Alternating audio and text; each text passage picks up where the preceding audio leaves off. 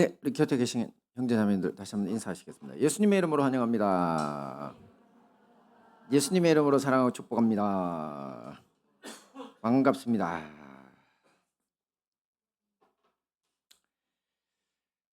네, 오늘 말씀은 이제 잠언 1장 7절 한 절만 보도록 하겠습니다. 같이 봅니다. 시작. 여호와를 경외하는 것이 지식의 근본이거늘 미련한 자는 지혜와 훈계를 멸시하느니라. 아멘. 네, 요즘 혹시 서점에 한번 들러보셨습니까? 서점 가보시면 이 자기 개발 코너라는 게 있습니다.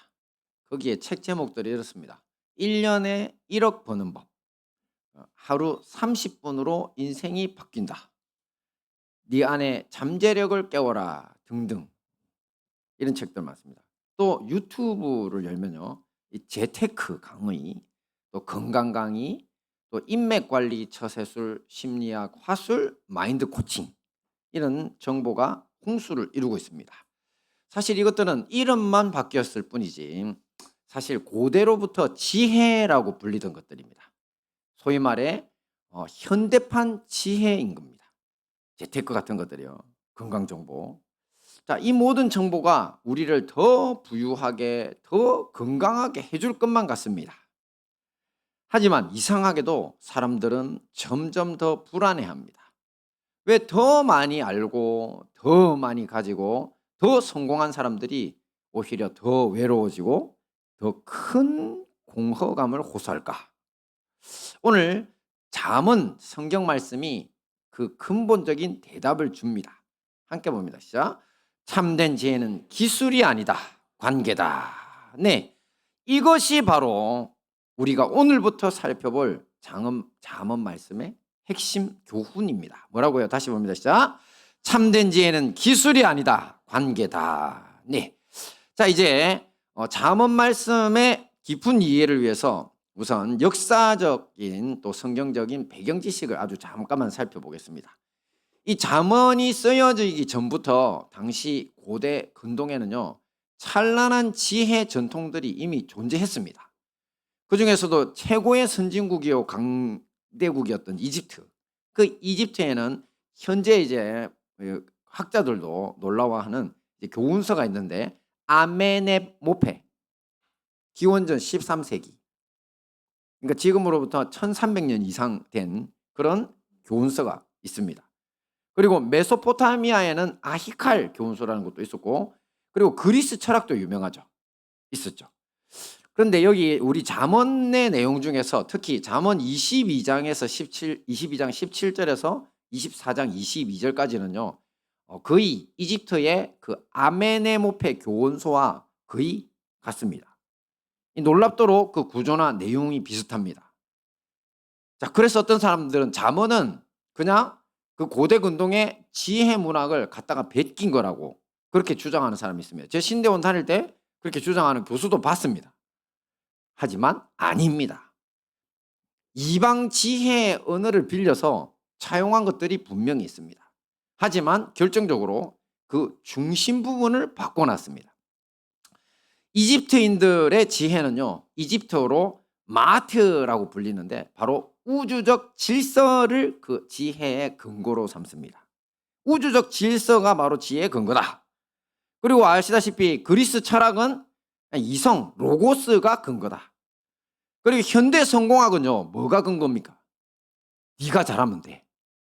네 안에 잠자고 있는 부자의 그거를 깨워라. 이런 거 있잖아요. 그래서 인간의 내면의 잠재력을 그 근거로 삼습니다. 그러나 잠언은 그 자리에 전혀 다른 것을 놓고 시작합니다. 같이 봅니다. 시작. 여호와를 경외하는 것이 지식의 근본이거늘 미련한 자는 지혜와 훈계를 멸시하느니라. 아멘. 여호와를 경외함이 지식의 근본, 곧 지혜의 근본이라는 겁니다. 자, 그런데 잠깐, 이게 무슨 뜻입니까?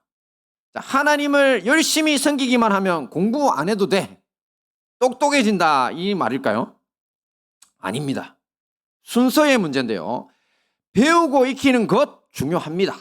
하지만 참된 지혜를 얻으려면 먼저 누구와의 관계 안에 있느냐를 결정해라는 겁니다.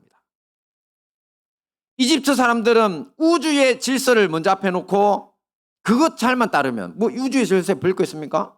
봄 되면 파종하고 여름 되면 뭐 수고하고 가을 되면 거두고 이거 우주 질서거든요.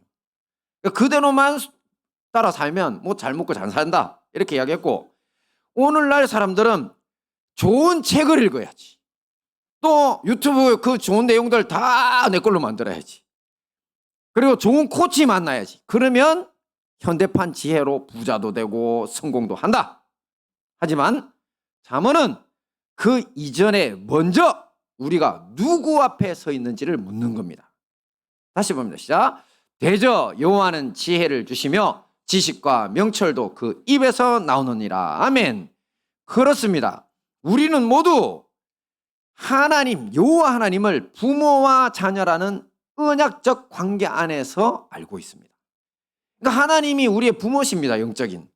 그분 앞에 딱 설 때 비로소 내 삶의 중심에 그분을 모실 때 비로소 진짜 지혜를 얻게 된다는 겁니다. 할렐루야. 같이 봅니다. 시작. 잠언이 세상 지혜와 다른 점 4가지. 여기에서 조금 전에 제가 말씀드린 걸 더 구체화시킬 수 있는데요. 첫 번째 봅니다. 시작. 내 안의 답 대 관계 안의 답. 자, 현대 자기 개발서의 핵심 명제는 하나라 그랬죠. 네 안에 잠재력을 찾아라. 당신 안에 답이 있다. 제일 유명한 사람이 바로 그 데일 카네기거든요. 성공학의 아버지라 불립니다. 저도 처음에 그 데일 카네기의 인간관계론을 군에서 봤는데 깜짝 놀랐어요. 엄청난 지혜예요. 명저예요, 명저. 꼭 한번 보세요. 진짜 좋아요. 그래서 오늘날도 그 사람 뒤를 따라서 나온 책들이 정말 많거든요. 자, 일단 그 성공 코치들, 그 외에, 그 이후에 막 나온 많은 데일 카네기를 따르는 사람들, 그들의 말은 한결같습니다. 조금 전에 말씀드린 것처럼 당신 안에 답이 있다. 자기 자신을 믿어라. 내면의 소리에 귀를 기울여라. 그리고 그 가능성을 깨워라. 이렇게 이야기합니다. 이거 필요합니다. 그죠? 해야죠. 자기 성찰 필요하죠. 그러나 앞에서도 말씀드린 것처럼 잠언은 거기서부터 시작하면 안 된다는 겁니다. 잠언은 인간 안에 있는 가능성보다 인간 밖에서 인간을 부르시는 하나님을 먼저 봐야 된다는 겁니다. 말씀 봅니다. 시작. 너는 마음을 다하여 여호와를 신뢰하고 네 명철을 의지하지 말라. 여기서 너의 명철을 의지하지 말라는 말, 이거 이성을 버리라는 소리입니까? 아니죠. 우리가 가진 이 이성이라는 것이 하나님과 인간의 언약관계, 하나님을 아버지, 우리 인간을 자녀로 삼아준 그 예수 그리스도 안에서의 언약관계를 이제 버린 상태, 그 바깥에서 이게 작동하기 시작한다면 그러면 너는 모든 것을 다 잃게 될 거다. 그 이야기입니다. 너의 명철을 의지하면. 쉬운 예를 한번 들어볼까요? 자동차 내비게이션, 최고의 내비게이션을 장착한 최고급 승용차가 있어요. 그죠? 자, 이 차에 목적지를 입력합니다. 근데 놀랍게 만약에 내가 목적지를 잘못 입력하면 이 차는 어떻게 행동할까요? 아주 정확하게 최고 잘못된 곳으로 인도하겠죠. 제일 좋은 차, 고장이 없어. 최강이야. 제일 빠른 속도로 갈 겁니다. 제일 편안하게. 자, 그래서 우리가 만약에 이 최고급 승용차 내비에다가 제일 맛있는 맛집 가려고, 이제 해변가에 있는 맛집 가려고 넣었는데 실수로 우리 눈도 좀 침침하잖아요. 노안으로 마지막 번지를 잘못 찍었네. 그랬더니만 열심히 달려갔는데 어디에 섰다? 절벽 앞에, 낭떠러지 앞에 그 브레이크 밟고 섰어요, 저기. 그죠? 근데 섰으면 다행인데 만약에 그냥 신나가지 옆에 사람하고 이야기하다가 달려나가 버리면 어떻게 됩니까? 그 놀라운 속도와 성능이 오히려 자기를 망치는 거예요. 인생도 마찬가지입니다. 사람들이 보기에 어떤 놀라운 지혜를 터득해서 뭐 대저택을 소유하고 전용 비행기까지 굴린다고 한들 결국 그가 최종적으로 도착한 곳이 하나님 아버지의 품이 아니다? 그러면 그 모든 지혜는 무익하다는 겁니다. 함께 봅니다. 시작. 어떤 길은 사람이 보기에 바르나 필경은 사망의 길이니라. 아멘. 자, 이 무서운 경고, 이것이 자기 개발 담론과 잠언 하나님의 말씀 사이에 가장 근본적인 균열입니다. 균열. 만날 수 없어요. 세상은 네 안에서 답을 찾으라고 하지만 잠언은 네 명철 의지하지 마라고 합니다. 그렇습니다. 하나님의 나라의 지혜는 기술이 아닙니다. 관계입니다. 관계. 누구와의 관계? 그렇죠. 하나님과의 관계입니다. 조금 더 자세히 이야기해서 지혜는 많은 정보를 갖는 게 아니고요. 하나님 앞에서 바른 방향, 마땅히 가야 할 바를 얻는 것이 지혜입니다. 말씀 같이 봅니다. 시작.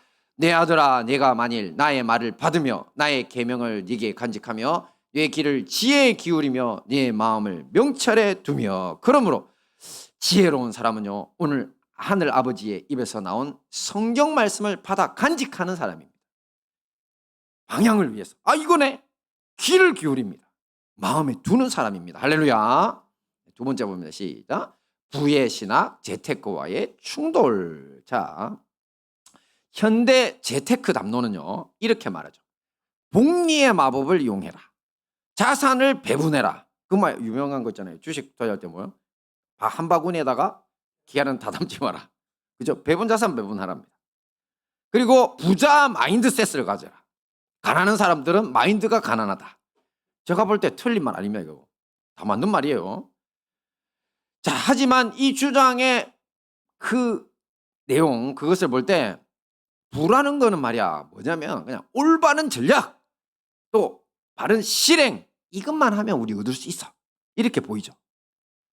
그래서 제가 조금 전 말씀드린 것처럼 옳기 때문에 틀린 거 아닌데 이것만은 아니에요.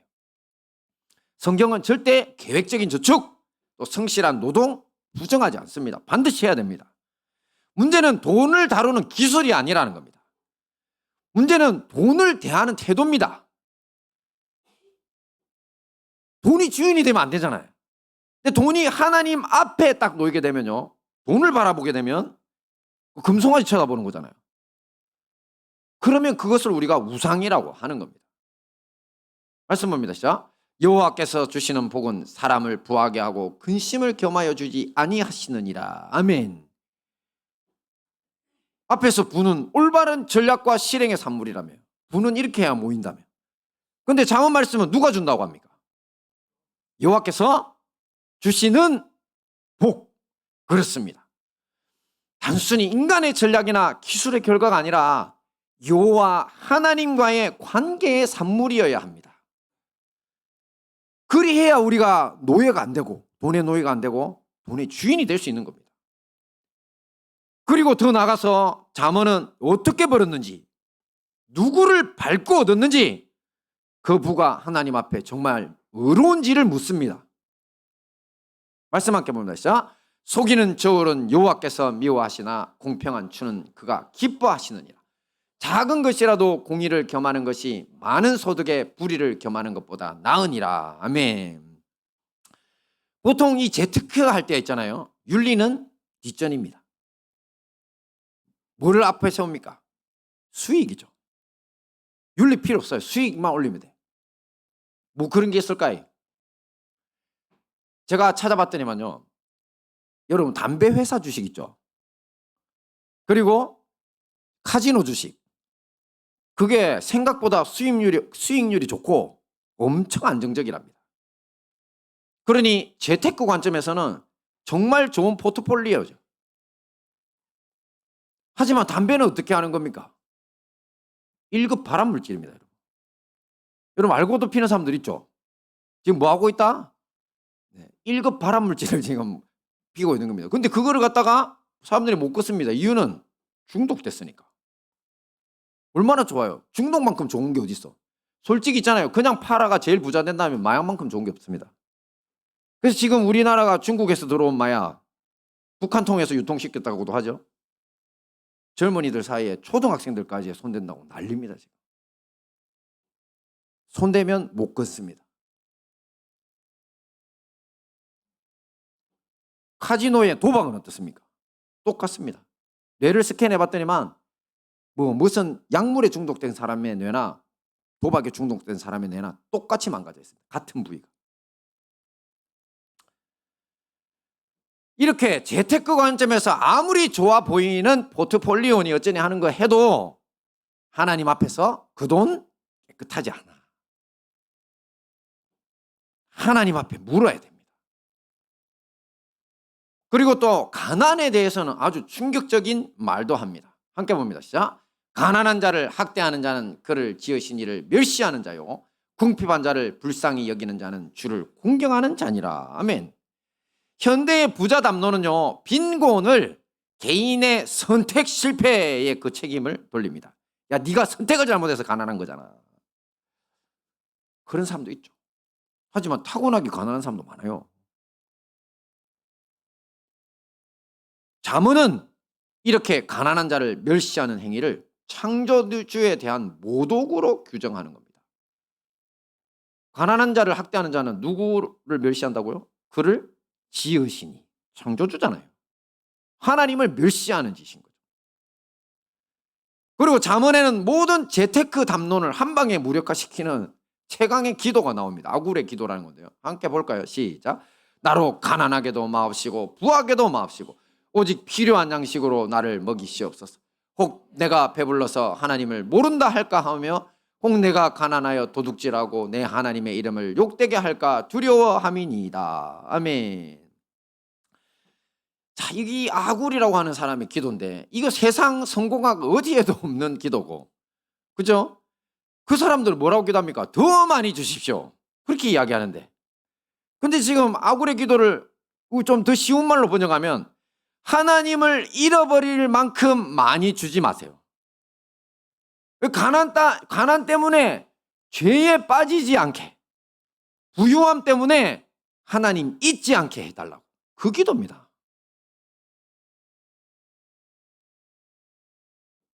그러니 가난과 번영 사이에 있는 충분함을 찾은 겁니다. 이 사람. 충분해. 사실 이 충분함은요, 많이 가져도 안 충분한 사람이 있고 적게 가져도 충분한 사람이 있습니다. 아시죠? 진짜 영적인 문제입니다. 그것을 충분하게 여기는 사람만 진짜 부자입니다.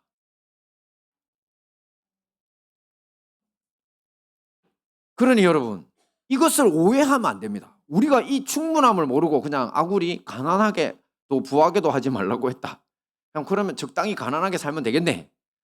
그렇지 않습니다. 그리스도인들이 모두 가난하게 살아라 소리가 아니고요, 정직하게 사업하고 자기 직업에 충실하고 하나님 앞에서 성실하게 일했더니만 자연스럽게 돈이 벌어지고 유명해지고 부유해졌어. 이거 축복입니다. 다만 그 부가 자신의 이름을 높이는 도구가 아니라 하나님의 이름을 높이는 도구가 되어 있어야 합니다. 그러므로 적게 벌어도 감사하고 많이 벌면 나누고 베풀며 사는 사람, 바로 이런 사람이 잠언이 말하는 진짜 지혜로운 부자인 것입니다. 우리 가운데 이런 부자들이 가득하시길 소망합니다. 세 번째 봅니다. 시작. 계획대 섭리적 신뢰. 네, 현대 성공학의 핵심 도구는 목표 설정입니다. OKR이라는 게 있어요. 왜냐하면 목표 세우고 구체적 결과 있어야 돼. KPI라는 것도 있더라고요. 이건 핵심 성과 지표입니다. 내가 얼마나 잘하고 있는가를 숫자로 한번 측정한다. 자, 5개년 계획, 시간관리, 자기 최적화, 이런 것들이 중요하다고 현대 성공학은 이야기합니다. 물론 계획 필요하죠. 계획이 있어야 합니다. 계획도 세우지 않고 하나님이 어떻게 해주시겠지, 이거 믿음 아닙니다. 그죠? 세월만 보내는 게으름입니다. 그러나 잠언은 계획 자체를 하나님 자리에 앉히지 말라고 말하는 겁니다. 말씀 봅니다. 시작. 사람이 마음으로 자기의 길을 계획할지라도 그의 걸음을 인도하시는 이는 여호와시니라. 아멘. 계획이 인도하냐 하나님이 인도하냐, 이 말입니다. 지금. 그러니 우리가 계획을 세웠다면 그 성사 여부를 나의 치밀한 계획이 나를 이끌어 갈 거라고 생각하지 마십시오. 중간에 틀렸으면, 믿음 안에서 틀렸으면 바로 수정해야 됩니다. 제가 지금 앞에서 뭐라 그랬어요? 포트폴리오 좋긴 한데 담배 회사, 카지노 나쁘다 했잖아요. 근데 여러분들 주식 투자하는 사람들 있잖아요. 나쁜 거 아닙니다. 주식 투자 좋습니다. 하세요. 하세요. 대신에 투기하지 마라 그랬죠. 미래를 보고 진짜 우리 교회도 지금 ETF 하려고 하고 있잖아요. 그건 진짜 아주 좋은 투자거든요. 안정적이고 사고 안 나고 얼마나 좋아요.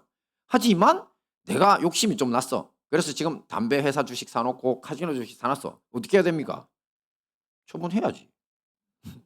안 그래요? 몰라서 샀던 건데. 지금 생각해 보니까 발암물질 사람들한테 팔아먹고, 그죠? 사람들 도박에 중독시켜가 돈 버는 사업이잖아요. 진짜 나쁜 사업이라니까요. 근데 거기에 주식으로 돈을 대주는 건 그 사람들의 사업을 번영시키는 거잖아. 나 안 되겠어, 빼자. 이렇게 나와야 되는 거 아니에요, 그죠?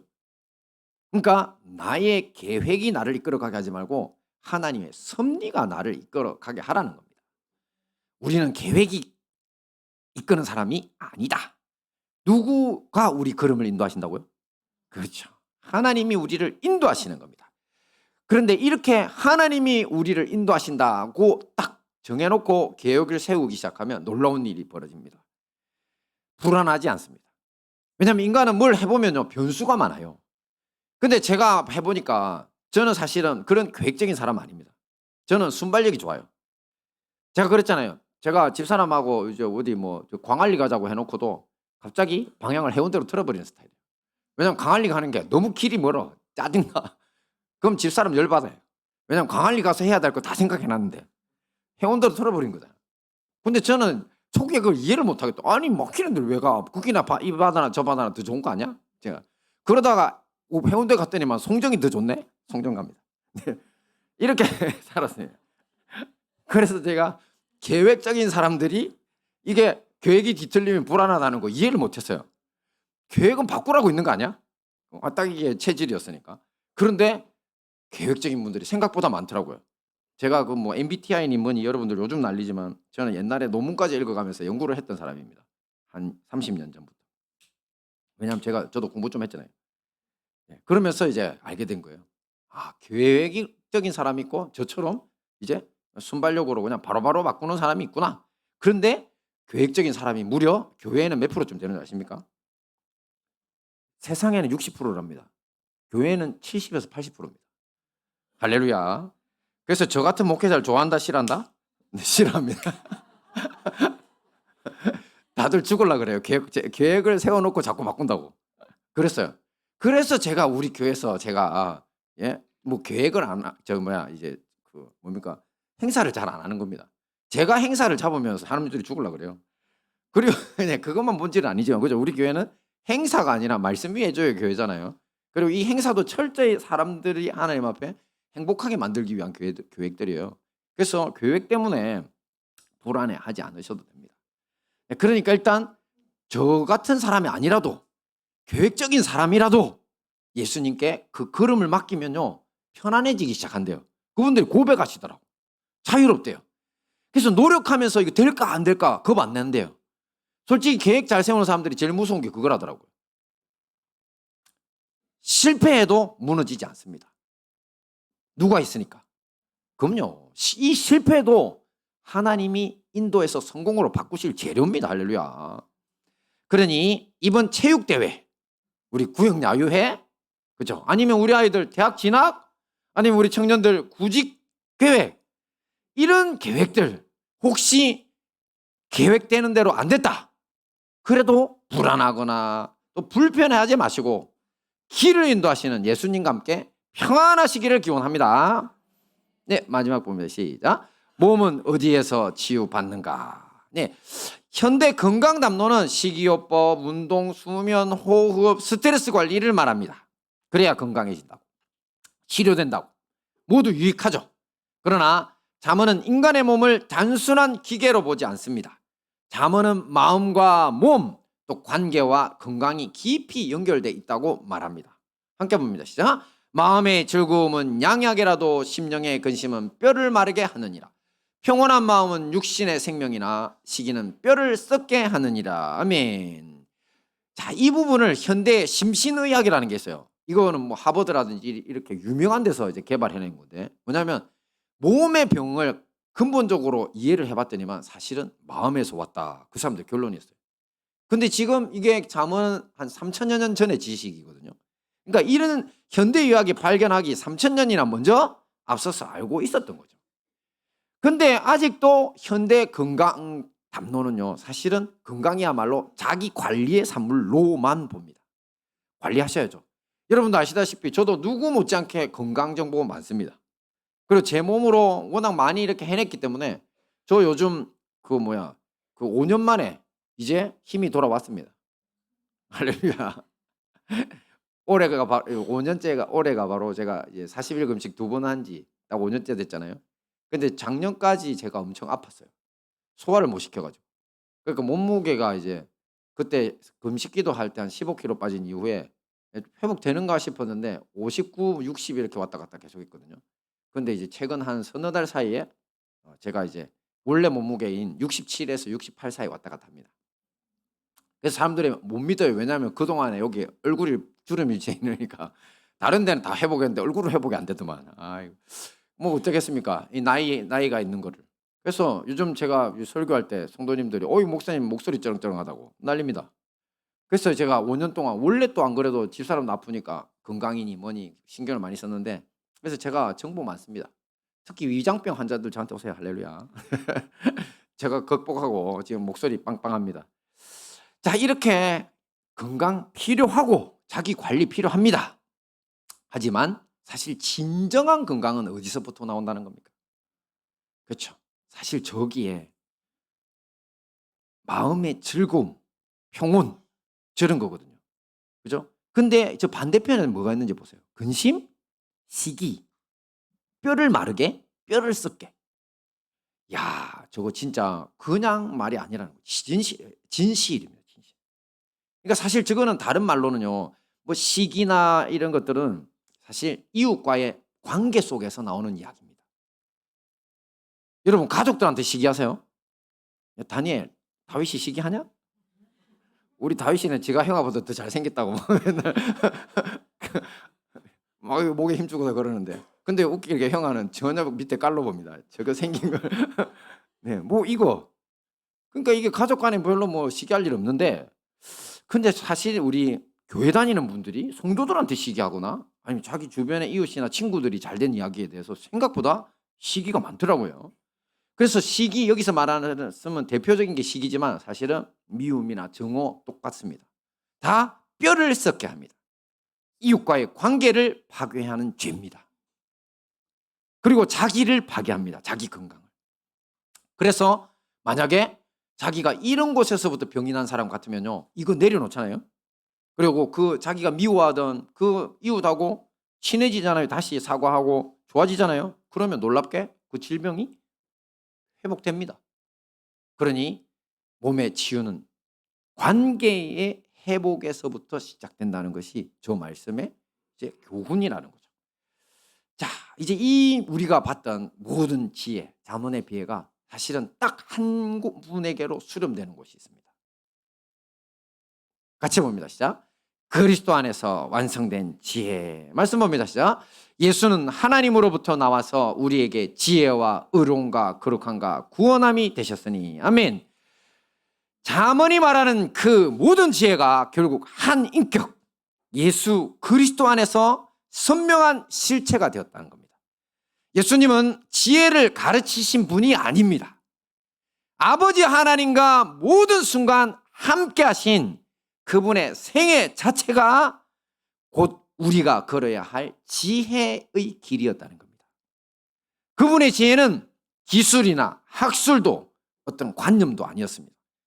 그분은 제일 먼저 새벽 미명에 일어나셔서 감람산에 기도로 하루를 시작하셨는데 바로 하나님께 자기 인생의 주권을 맡기는 행위였던 겁니다.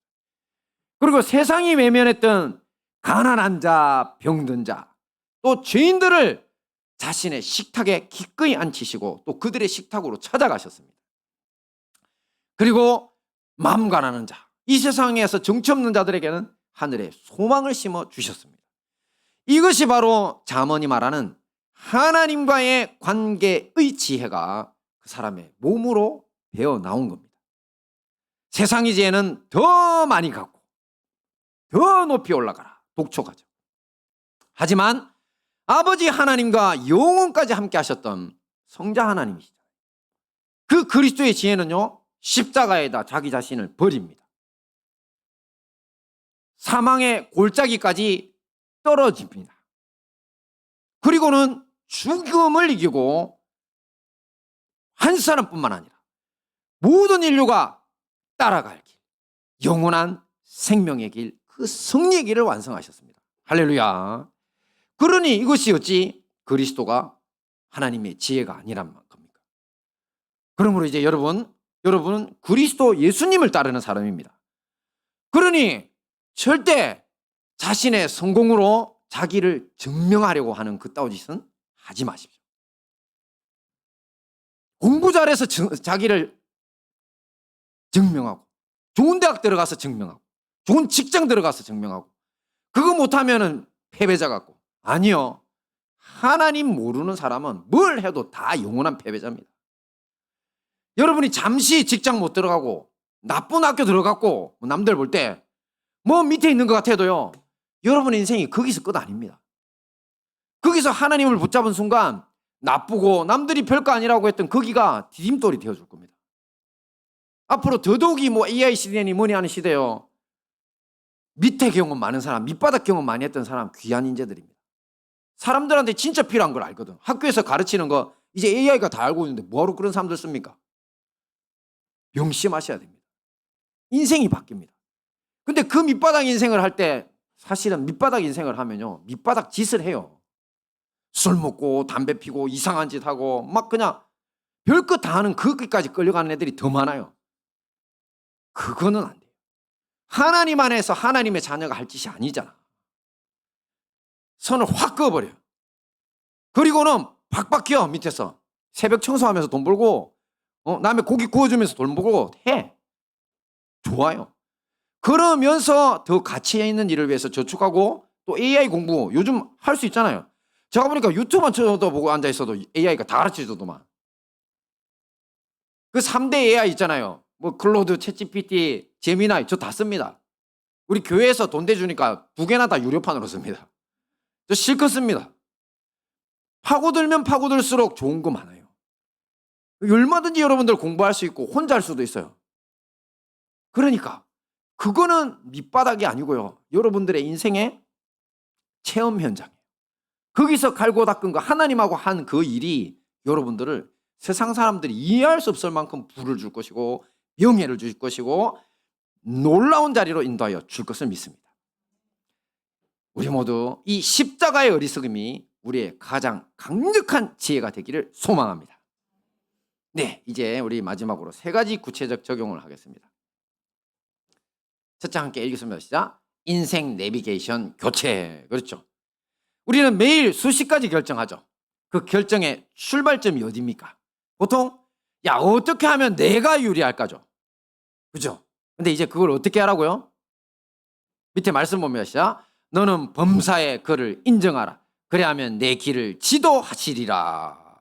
그렇습니다. 여기 범사의가 핵심입니다. 하루의 모든 일에 여호와 하나님을 인정하는 연습을 하라는 겁니다. 그러면 나를 위한 인생이 아니라 하나님과 함께하는 인생이고, 나를 통해서 하나님이 일하셔서 다른 사람을 살리는 인생인 줄 알게 되는 거죠. 그렇게 여러분 인생 내비게이션을 바꿔야 됩니다. 그러면 굳은 일도 힘든 일도 모두를 위한 거니까, 나만 위한 건 아니니까 힘이 나는 겁니다. 2번째 봅니다. 시작. 비교와 시기의 독에서 탈출. 그렇죠. 아직도 우리 중에 옆집 자식 잘 된 거, 내 친구 자식 잘 된 거, 또 우리 옆집 남편 새 차 산 거, 또 돈 벌어가지고 멋진 집 산 거, 이런 거 비교하고 시기하는 사람이 있다면요, 그 독입니다. 독. 여러분을 지금 말려 죽이고 있는 겁니다. 그때는 이 기도를 함께 드려야 됩니다. 제가 아굴의 기도를 바꿔놓은 거거든요. 같이 보면 시작. 하나님을 잃어버릴 만큼 많이 주지 마십시오. 가난 때문에 죄에 빠지지 않게, 부유함 때문에 하나님을 잊지 않게 하십시오. 할렐루야. 충분함의 신학이랬죠. 충분함. 최고의 부와 극빈 사이에 충분함이 다, 모두가 다 충분함입니다. 어떤 사람은 물 한 잔만 마셔도 감사합니다. 하지만 어떤 사람은 세계에서 제일 비싼 위스키이며 포도주 마셔도요, 날마다 우울증에 시달려 삽니다. 맞죠? 안 충분한 겁니다. 마지막 봅니다. 시작. 가정 예배. 가정에서 여러분이 아버지 하나님을 우리의 하나님 아버지라고 부르는 그 언약적 지혜를 실천해야 됩니다. 근데 그 언약 공동체가 우리의 가정에서부터 시작이라는 거죠. 교회에 오셔서도 실천하셔야 됩니다. 그죠? 특히나 가정에서 부모의 삶 자체가 사실은 자녀에게 주는 유산입니다. 저는 사실 우리 애들한테 말합니다. 너네들도 알다시피 아빠는 목사고, 목사는 돈이 있다 없다? 없다. 맞죠? 목사는 돈 없다. 물려줄 재산 없다. 저는 당당하게 이야기합니다. 대신에 뭐를 물려줬다? 그렇죠. 신앙. 바로 하나님을 믿는 믿음이 바로 우리 가정의 유산입니다. 그 믿음 가지고 부자도 될 수 있고 유명한 자도 될 수 있고 하나님만 따라가면 뭐든 할 수 있거든요. 그리고 또 아빠는 또 공부하는 사람이라서 공부는 물려줄 수 있어요. 공부하는 법. 공부를 지가 해야지. 어떻게 물려줍니까? 그죠? 하는 법. 그래서 돕습니다. 물어보면 아빠가 아는 한 도와주고 모르겠으면 애한테 물어보고 그럼 되니까. 그죠? 그러니까 부모는 삶을 통해 자식들에게 가르치는 것으로 족합니다. 최고의 유산입니다. 그러니 부모님들 절대 가정에서 거짓말하지 마시고 자녀들에게 못난 모습 보여주지 마시고 정말 가정에서부터 내가 하나님의 언약의 자녀라는 모습을 딱 보여주셔야 됩니다.